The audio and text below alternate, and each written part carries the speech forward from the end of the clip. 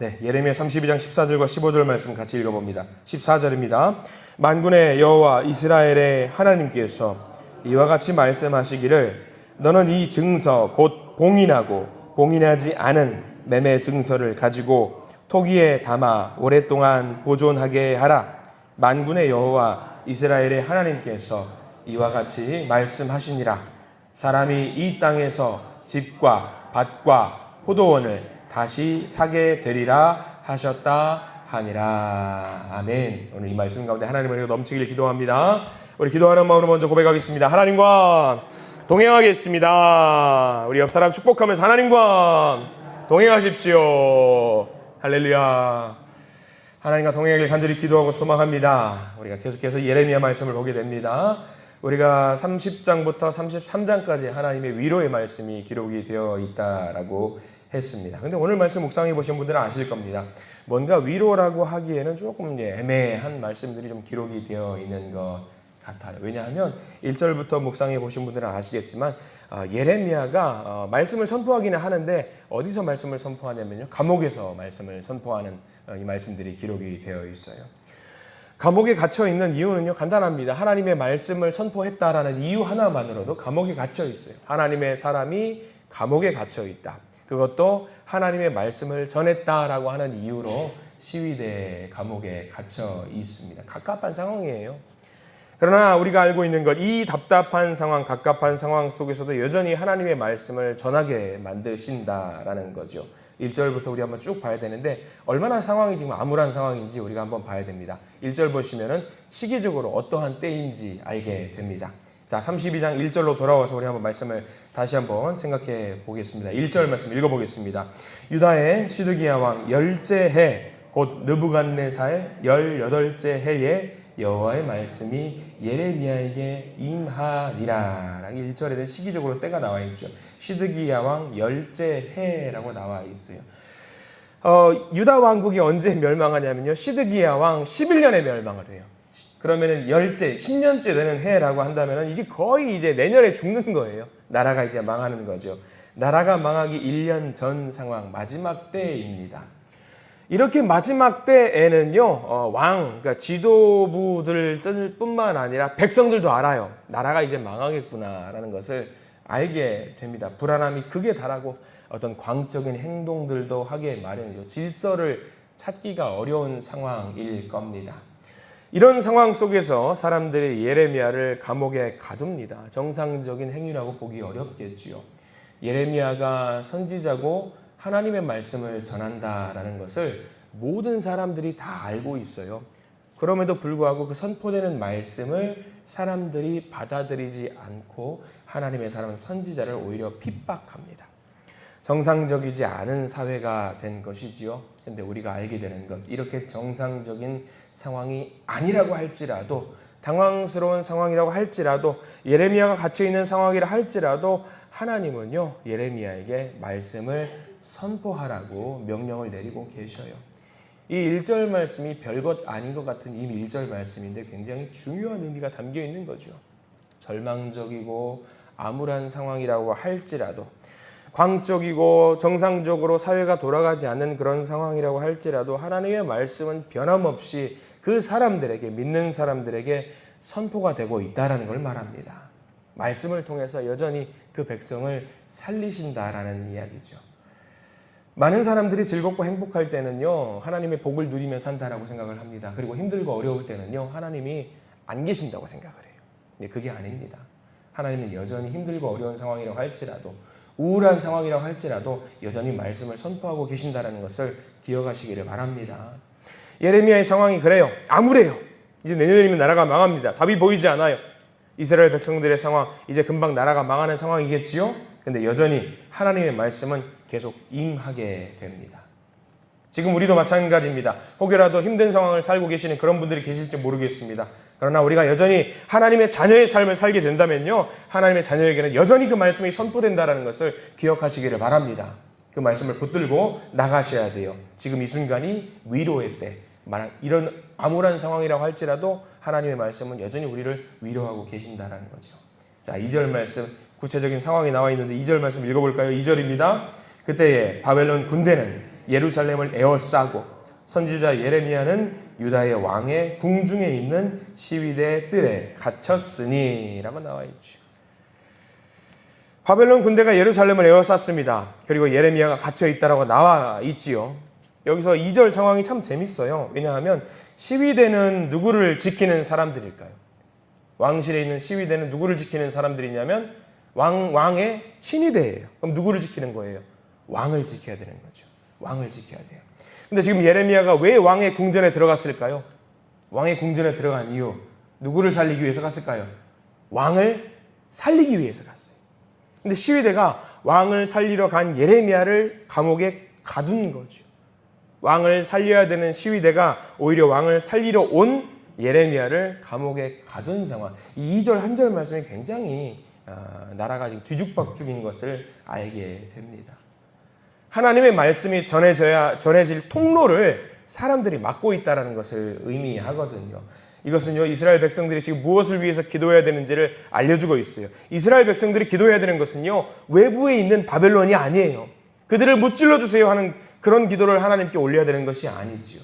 오히려 뭐냐? 안에 있는 상황을 위해서 기도했어야 합니다. 하나님의 말씀이 전해질 수 있도록 기도했어야 되고요. 하나님의 말씀을 또 받을 수 있도록 기도했어야 하고요. 그 말씀대로 살아냈어야 합니다. 그러니까 지금 내부적으로 지금 말씀이 선포가 되고 있지만 말씀을 받아먹지 못하고 있는 상황. 그런 생각을 해보게 됩니다. 있어서도 안 되는 일이겠지만 만약에 우리들이 말씀을 들으려고도 하지 않는다면 하나님의 말씀이 분명히 선포되는데 그 누구도 그 말씀을 들으려 하지 않는다라고 한다면 어떻게 될까? 아마 그 사회는, 그 공동체는 평화롭다라고 할지라도 반드시 그 상황은, 그 집단은 무너지게 될 것입니다. 하나님은 사람의 중심을 보신다고 하셨어요. 근데 그 중심이 바르게 서 있지가 않아요. 통로가 뚫려 있어야 돼요. 하나님과 뚫려 있어야 됩니다. 근데 그 통로가 뚫려 있지 않는 상황이죠. 이 1절, 2절 말씀은요, 우리 마음의 중심을 바로 잡아야 된다라는 것을 이야기하고 있는 겁니다. 3절 말씀도 우리 한번 볼까요? 3절은 좀 긴 내용인데 3절부터 5절까지인데요. 앞부분만 읽을 겁니다. 우리 3절부터 먼저 읽어보겠습니다. 3절 시작.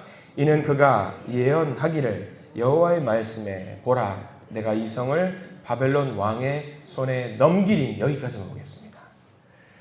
이 예레미야가 선포한 말씀이 뭐냐면 하나님의 뜻에 따르자면 바벨론으로 잡혀가야 된다, 그거였거든요. 왕의 입장에서는 듣기 싫은 말이지요. 듣기 싫은 말을 하니까 그를 감옥에 가둔 거예요. 근데 이 말은 예레미야만 한 것이 아니에요. 선지자들은 이미 이 말을 전부터 계속해서 선포하고 있었어요. 그럼에도 불구하고 계속된 하나님의 말씀을 바로 받지 못하고 빈정상하니까 예레미야를 감옥에 가둔 겁니다. 하나님의 말씀을 제대로 받지 못하는 상황인 거죠. 어제 이 말씀을 보고 다른 목사님들은 또 어떻게 이거를 생각하시나 좀 봤어요. 재밌게 표현하신 분들이 있더라고요. 참 재미난 비유였는데, 여러분들 소시적에 입었던 옷 사이즈 혹시 기억하십니까? 44 사이즈 입기 쉬워요, 어려워요? 어렵겠죠. 44 사이즈, 55 사이즈 어렵겠죠. 젊었을 때는 분명히 44 사이즈가 맞았는데 나이가 드니까 이제 더 큰 사이즈 옷을 우리가 입어야 되는 상황이 생기지요. 근데 만약에 아주 예쁜 44 사이즈 옷이 있어요. 근데 그 옷을 입고 싶으면 어떻게 해야 될까? 두 가지 방법이 있대요. 그 목사님이 뭐라고 말씀하시면, 첫 번째, 66 사이즈의 옷을 사서 라벨을 44라고 적어둔대요. 그러면 44 사이즈래요, 그게. 그러면 안 되잖아요. 다른 방법이 하나 더 있대요. 뭐냐면 44 사이즈 옷을 입을 수 있는 방법, 뭐 하면 돼요? 살을 빼면 된답니다. 살을 빼면 된대요. 몸을 거기다가 맞추면 되는 거예요. 쉬울까 어려울까요? 엄청나게 어렵겠죠. 말도 못하는 어떤 금식과 어떤 운동을 해야 되겠죠. 근데요, 그 목사님이 이렇게 말씀하시는 거예요. 하나님의 말씀을 받아들이는 것도 그것과 같다라는 거예요. 나는 분명히 큰 사이즈 옷을 입어야 돼요. 근데 하나님은 44 사이즈의 말씀을 선포해 주시는 거예요. 그럼 우리 44 사이즈의 말씀을 받아 먹으려면, 그 옷을 입으려면은 죽기 살기로 내가 살을 빼야 된다는 거죠. 근데 사람들은 살을 뺄 생각을 하지 않고 내 몸에 맞는 옷만 입는다라고 하는 거죠. 그러면서 사람들은 말해요. 이 옷이 문제라고. 옷이 잘못됐다라고 이야기해요. 맞는 비유 같더라고요. 지금 이스라엘 백성들과 시드기야 백성들이 그랬다라는 거예요. 하나님의 말씀은 지금 딱 44 사이즈인데 저 옷을 입어야 되는데 못 입는 거예요. 다이어트를 해야 되고 독하게 마음을 먹고 그 말씀에 순종하면 되는데 순종을 하지도 않으면서 저 옷이 잘못됐다라고 이야기를 한다라는 거죠. 맞는 말 같아요. 내가 그 말씀에 내 몸을 맞춰야 돼요. 이게 사사 사이즈 하니까 너무 여자 이야기만 하는 것 같죠. 남자 이야기도 할 수 있어요. 똑같은 이야기를 하세요. 어떤 남자가 정말 명품 비싼 어떤 남자 정장을 선물로 받았어요. 정말 비싼 거예요. 근데 그 옷은 허리 사이즈가 32래요. 30 입을 수 있는 분들도 계시겠지만. 근데 그 남성분은 허리가 36이래요. 못 입어요. 어떻게 해야 되겠어요? 선물을 받았으면 그 영수증을 같이 받아서 사이즈를 가서 백화점 가서 교환할 수 있는데 다행이죠? 갔어요. 근데 한정판이라서 그 사이즈가 없대요. 근데 딱 입어보니까 허리에 잔뜩 힘을 주면 입을 수도 있을 것 같아요. 여러분들 어떻게 하실래요? 정말 명품이에요. 입고 싶어요. 이 악물고 다이어트를 하면 된대요. 이게 얼마짜린데 입어야 되는데 환불도 안 되고 다른 사이즈 없으니까 이 기회에 몸을 한번 줄여봐? 해야죠. 하나님의 말씀도 그것과 같다라는 거예요. 세상의 가치와 비교할 수 없는 명품 중에 명품 옷을 주셔야 했는데 내 몸뚱아리 한번 거기다 맞춰보면 된다라는 거죠. 근데 많은 사람들이 뭐 이런 것을 선물해서 쓰지도 못하는 것을 에이 그러면서 화를 내고 만다라는 거예요. 지금 시드기야 왕이 지금 딱 그런 거예요. 백성들이 그랬어요. 예레미야는 하나님의 말씀을 가지고 왔는데 모두 다 그 말씀을 거부하고 있는 거예요. 이거 나랑 안 맞는다고 거부하고 있는 거예요. 그래서 오늘 6절부터 또 다른 말씀이 예레미야를 통해서 선포가 되는데 7절 볼까요? 7절 말씀 정말 이상한 말씀을 하셔요.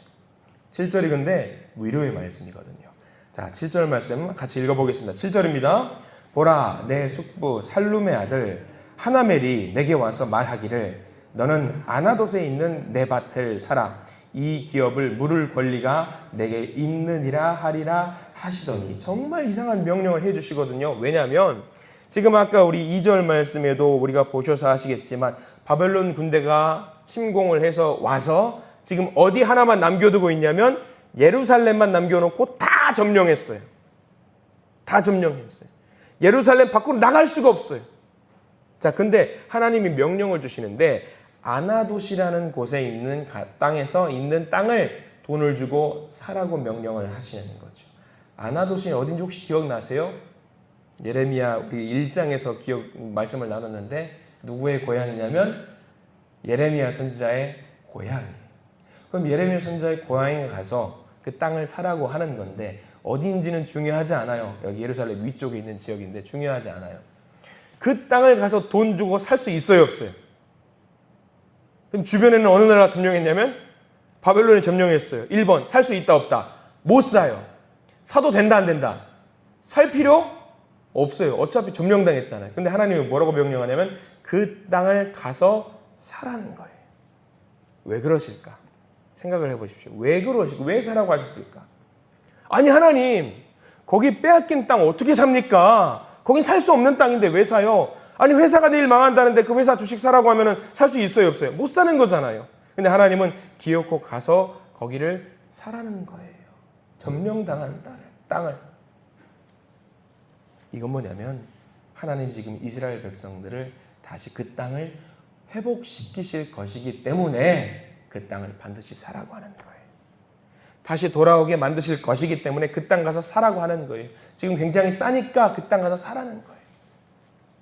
반드시 다시 살리시겠다라는 말씀이 7절 말씀이에요. 주변 보면 답이 없어 보이지 그 땅을 사면은 버린 것 같지? 아니야. 그 땅 사면 언젠가 다시 돌아와서 그 땅에서 살 수 있을 거예요. 하나님이 명령을 주시는 거죠. 이 32장 말씀이 위로의 말씀인 이유가 여기 있습니다. 밭을 다시 사라. 땅을 사라. 오늘 32장 말씀 쭉 읽어보면요 그 말씀 많이 나와요. 집도 사고 포도원도 사고 다 사라. 왜? 다시 소망을 주고 회복을 주실 테니까 다시 그 땅을 차지하게 될 때가 올 테니까 그 땅을 사라. 이게 소망의 말씀, 위로의 말씀, 회복의 말씀입니다. 지금 예레미야는 아무것도 못해요. 감옥에 갇혀 있고요. 아무것도 못하는 상황. 근데 사람들은요 그 말씀조차 거부하고 받아들이지 않는 상황이에요. 그러나 하나님은 반드시 소망을 주실 것이고 희망을 주실 것이고 그렇기 때문에 하나님을 반드시 의지해라. 이 말씀이 오늘 32장의 말씀입니다. 이 말씀이 저와 여러분들에게 주시는 위로의 말씀이 되기를 축원합니다. 앞이 보이지 않는 상황이에요. 답답해요. 아무것도 할 수 없어요. 그러나 그 상황일지라도 하나님은 반드시 그 상황 속에서 소망을 주시고 희망을 주시고 회복을 주시는 분이라는 사실을 믿으시기를 바랍니다. 그 하나님을 의지할 때에 우리에게 처해 있는 그 안타까운 상황도 반드시 하나님께서 회복을 시켜 주실 줄 믿습니다. 그 회복의 힘을 믿으시고 복을 누리시는 복된 날이 되시기를 간절히 축원합니다. 기도하겠습니다. 사랑과 은혜가 풍성하신 하나님 감사합니다. 예레미야를 통해 들려주신 이 말씀 깊이 새길 수 있게 해 주시옵소서. 눈앞의 현실이 답답하고 우리의 삶이 마치 감옥에 있는 것처럼 막막하게 느껴질 때에도 하나님께서는 침묵하지 않으시고 여전히 말씀을 주시며 우리와 함께 하심을 믿습니다. 우리의 생각과 기준에 말씀을 맞추려 하지 않게 하시고 오히려 우리의 삶을 하나님의 말씀에 맞추어 변화시키는 믿음을 허락하여 주시옵소서. 듣기 좋은 말씀만 구하는 자가 아니라 순종함으로 말씀을 살아내는 주의 백성이 되게 해 주시옵소서. 주님, 예레미야에게 밭을 사게 하시며 회복의 약속을 보여주셨던 것처럼 우리의 가정과 교회와 일터에도 다시 세우시고 회복하실 주님의 은혜를 기대하게 해 주시옵소서. 비록 지금 눈물의 시간일지라도 다시 집을 짓고 밭을 일구며 기쁨으로 열매를 거두게 하실 하나님을 끝까지 신뢰하게 해 주시옵소서. 예수 그리스도 이름으로 간절히 기도드립니다. 아멘.